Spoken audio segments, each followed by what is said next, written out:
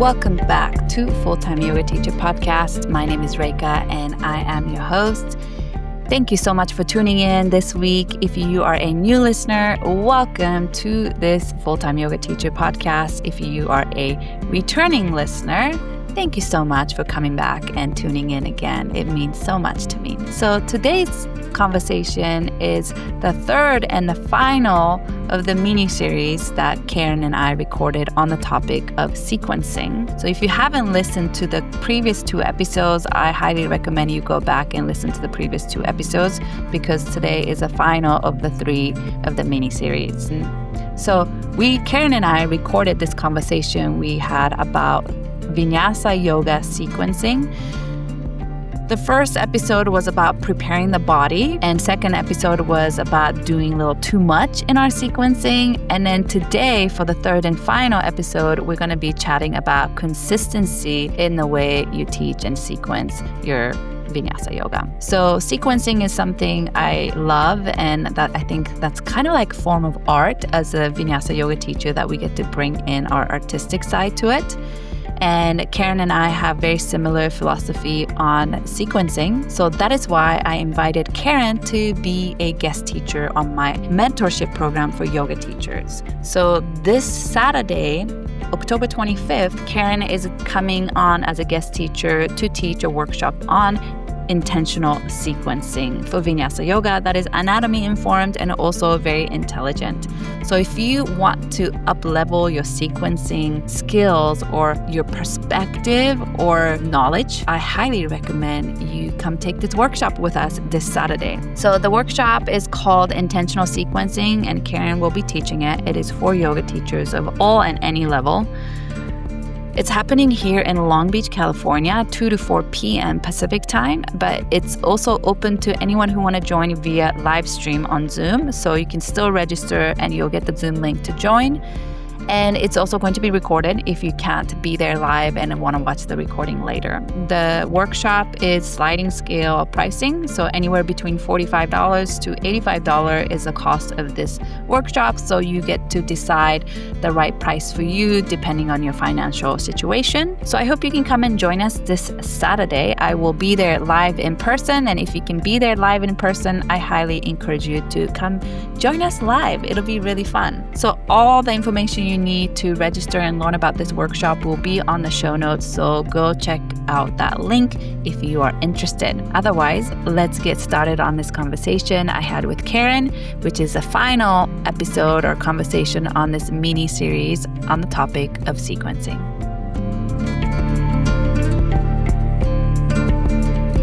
Welcome back, Karen, for this mini-series that we're having conversations about sequencing. And this is the third of the mini-series of the sequencing topic. So the first episode, we talked about warm-up and cool-down of sequencing. And then last week, in the second episode, we talked about cueing too much or doing too much in a sequence. And so go back and listen to those two episodes if you haven't already. And this week we're talking about consistency. So tell us a little bit about what do you mean consistency and sequencing?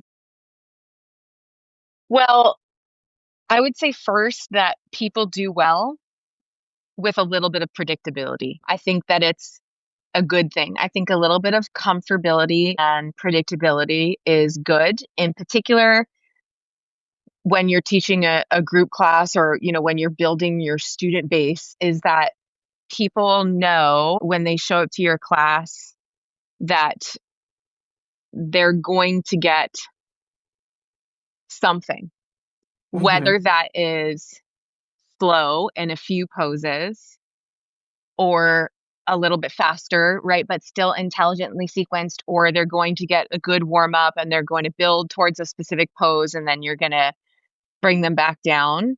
But it's that 1 week they're not going to get the hardest, fastest 10,000 pose class. And then next week is not going to be like a yin yoga, even though it's a vinyasa class. Or that you tell them, I'm going to work on this specific, I'm going to work on externally rotated poses for this amount of time. And we're going to explore like 1 or 2 of those poses in each class over a certain period of time. Mm-hmm.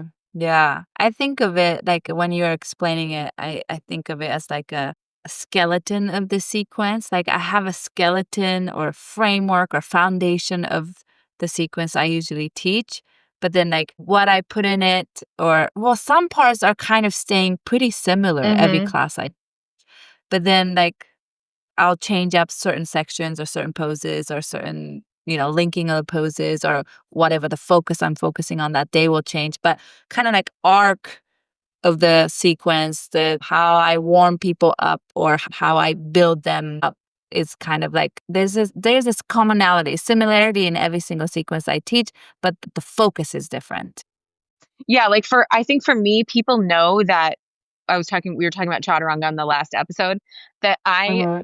most likely am going to do some type of low lunge, a runner's Mhm. lunge twist, whatever you want to call that pose. I know everyone has maybe like a Yeah. Ardha Hanumanasana, like a half splits Yeah.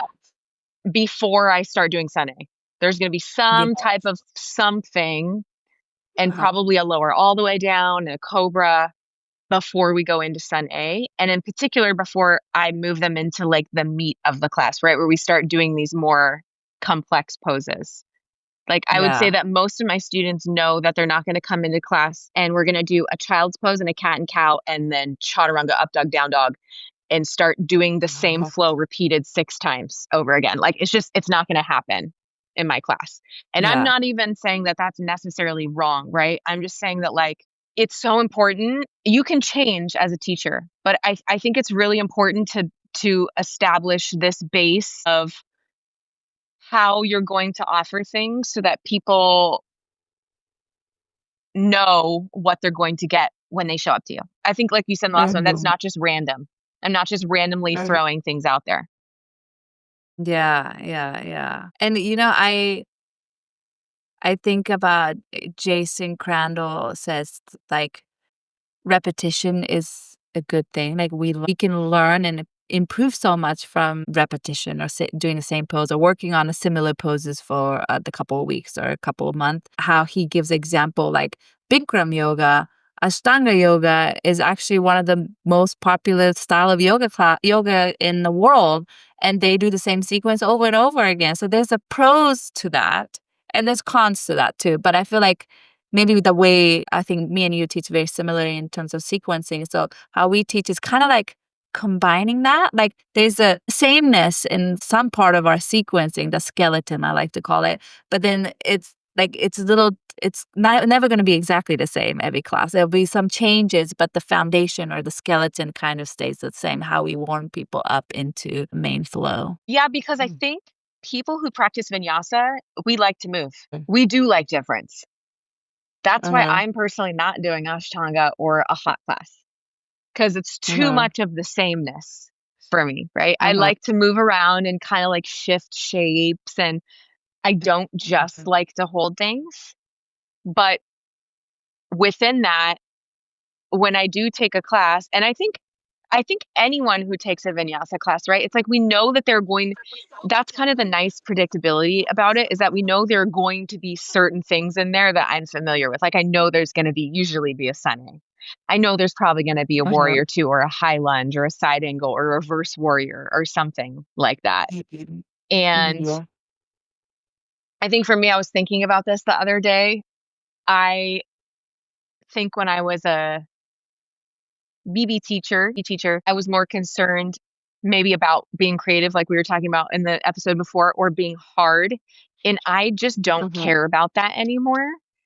I Mhm. just know that when people come to my class, they will know that there's a reason as to why we're doing things. I'm still going to give them physically, like they're still going to have to put effort into it, but I actually don't want them to feel like they're knocking on death's door at the end of my class anymore. So I think when people come to my class, like they know that it might be challenging, but I'm not trying to kill them. And it's Yeah, also yeah. not Oh my going to God. be the sleepiest, like slowest vinyasa class ever either. I'm very much middle ground, I Yes. would say, maybe.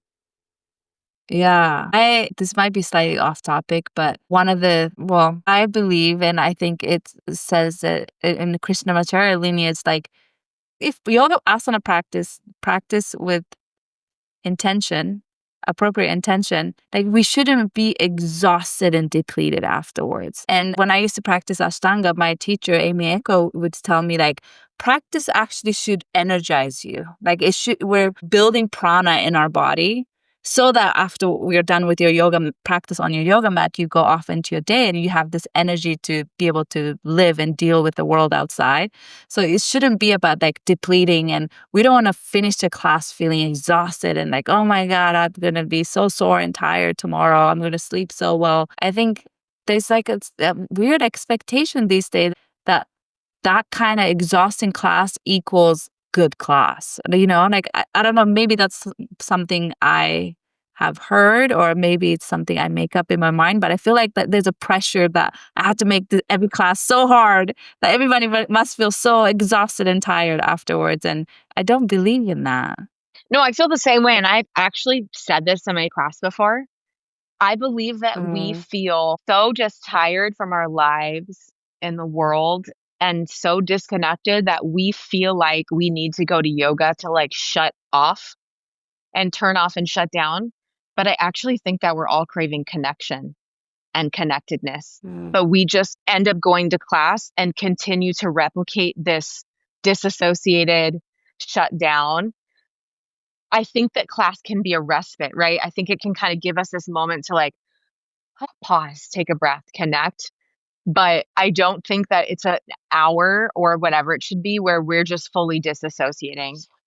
At least for me, it's got Mhm. to be, how can I connect with myself so that I can step back in that way into the world. And I think when you Yeah. do get caught up in this, having to be hot, having to be hard, having to feel like you're dead at the end of class, and I personally got caught up in that for myself for a very long time, where I would do these Mhm. hard, loud classes where I would actually go to like, I was so overstimulated that I would just go to a point where my nervous system would shut down. And I actually thought that that was regulation because I felt like a shell, but I was a literal shell of a person at that point. I wasn't like you were Mhm. saying where I felt like energized. I actually felt so run down that I was too tired to care about anything. But that's not how the world works. We can't just go into avoidance and disassociate from everything. Yes, yes, it's so true. I think there was a part of my time in my life when I was taking classes that I was taking it to disassociate. And I was taking yoga as a tool of disassociation to kind of like 100% not me want to too. deal with it, not think about the world. And like I feel like longer I practice and also having a really beautiful, amazing teachers, they reminded me yoga is about actually waking up to what is, not disassociating, closing eyes and try to ignore what is, actually like feel and be present. And, maybe sometimes you talked about how sometimes it can be uncomfortable. Maybe it feels awkward or uncomfortable to feel or be present, especially if we're used to disassociating Yeah. all the time. I think you said it beautifully that I definitely have done that. And I hope to teach in a way that I'm waking people up or trying to bring them back to the present and really feel and be in that moment. And I think consistency is part of that, right? Where there is this familiarity and this comfort and this Yeah. predictability that people know when they take your class, they're going to get a certain thing. But we're also not like letting them fall into that lull of checking out. We're like, hi, wake up. What's your scapula doing Yes. in side angle? I know you do side angle a lot. Let me offer this to you today. Uh-huh. Yes, it's so true. And I love the what Annie I'm always bringing Annie up, but Annie Carpenter says like, as a teacher, our role is to be the student's alarm clock. Like, wake up. Like, notice your habits and pattern you always fall back into in your, let's say, side angle pose. Like maybe you're always in the back bend in side angle pose. It's like, okay, what's your front rib cage doing? Can you breathe into your back rib cage? It's just like teachers are waking you up to the present moment. And then with, like you said, with that consistency, but also with that intentional sequencing that they're trying to bring your awareness to. Yeah, when you do have, like you were talking about, this skeleton kind of to follow, you can plug those pieces in to where Yeah. it makes sense and it gets people to pay attention and wake up, but it's not so much in a way that feels very jarring. It's you are able to give them enough space to relax into it and guide them there and guide them to awareness without it feeling like really sharp and overstimulating or not enough, quote unquote. And I think, it's just important when you do teach to be clear on your why, like why you're teaching. I always ask new teachers, what is it about practice and about your teachers that made you fall in love with the practice? What is it that brought you into teacher training? Because most likely that's what you're going to want to share with other people. And how can you share that in a way that is intelligent and well informed in the body? Yeah. I love that. Well, I want to know, what's your why? Well, I'm pretty sure we've talked about this before. Yeah. I loved the thing that really helped me fall in love with yoga was this sense of embodiment of being in my body. Mm, I think I really did live for a long time totally not connected to whatever was happening here, and I still feel like I'm in my mhm, head a lot. But there for me mhm. was something about the physicality of yoga that helped me get back into my body and feel Yeah. and learn about myself and feel empowered in my own body. And then that Mhm. led to me feeling safe enough to go back into my mind, into a place that wasn't so anxious and judgmental. It helped me, Yeah. know myself, which to me is really the heart of this practice. Yeah. Yeah. So true. And I So hope beautiful. that's what my teaching I can only hope. No, I'm sure like you're making such a influence or impacted with your teaching. Yeah, that's what's so beautiful about like sequencing. Like I know we went all over the place, but coming back to sequencing as a whole, like that's how we communicate, right? As a yoga teacher, yoga asana teacher, especially in this vinyasa style. It's like that's how we can bring our why or our purpose, our intention. And that's why I think it's just like it's a form of art. It's like it's an art. It's an art form that we get to create each time we come show up to Yeah, it teach. has meaning. It has deep meaning to me, even if it's just so much as you're in hip extension. And then all these other Mhm, poses are also in hip extension. And what is it that you can know about your body in hip extension? And how can I mhm, guide you to understand that action in your body? And when you feel it, mhm. when you get into whatever shape it is, like how do you learn about yourself there? How do you interact with yourself there? What does it tell you about what's important? Yeah.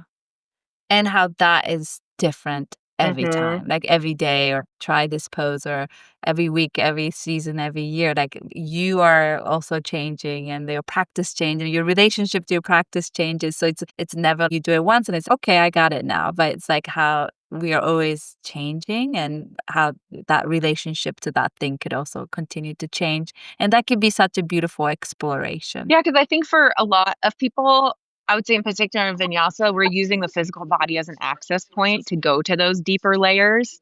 So that's why Mhm, sequencing to me is so important because I'm taking people to go back to our first episode in these deliberate steps and stages, bringing them up and then drawing them back down so that they can mhm, know themselves in that way. And again, maybe people don't even have a clue as to why, as to me doing that in class, but I know that it's my why and it's my mhm. driving force and it's my reasoning. It's what I'm teaching. Yeah, yeah, yeah.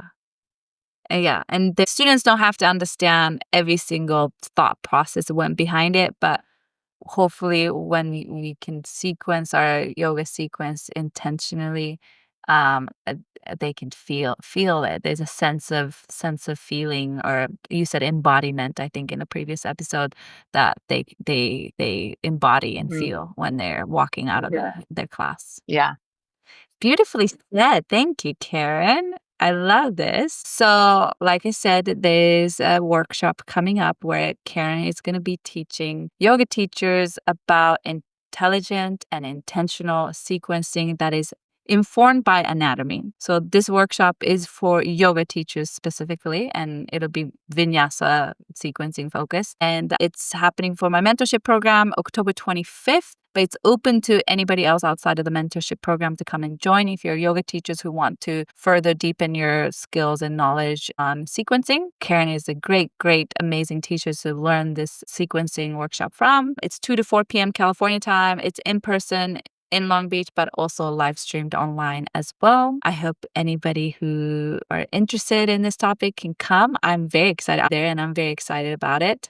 Come to this workshop and learn how to demystify. I appreciate you coming on, and I'm so excited for this workshop. I'll put the link to sign up for the workshop on the show notes. You can always message one of us and ask questions if you have any questions. And that is it. Thank you, Karen, for your time, and I will speak to you soon.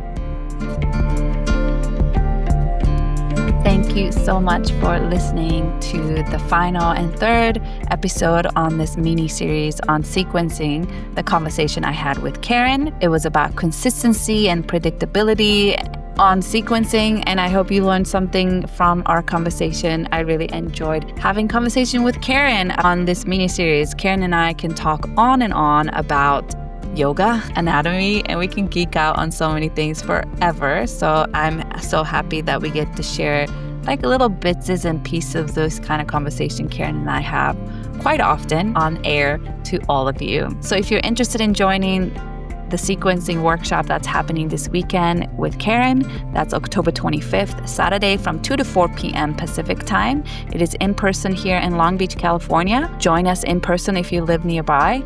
And if you don't live nearby, you can join via live stream Zoom, and you can join us live on the workshop, but you'll be just joining us from Zoom. It will also be recorded, so you can watch the recording later if you want to sign up but cannot be there in person or live stream on time.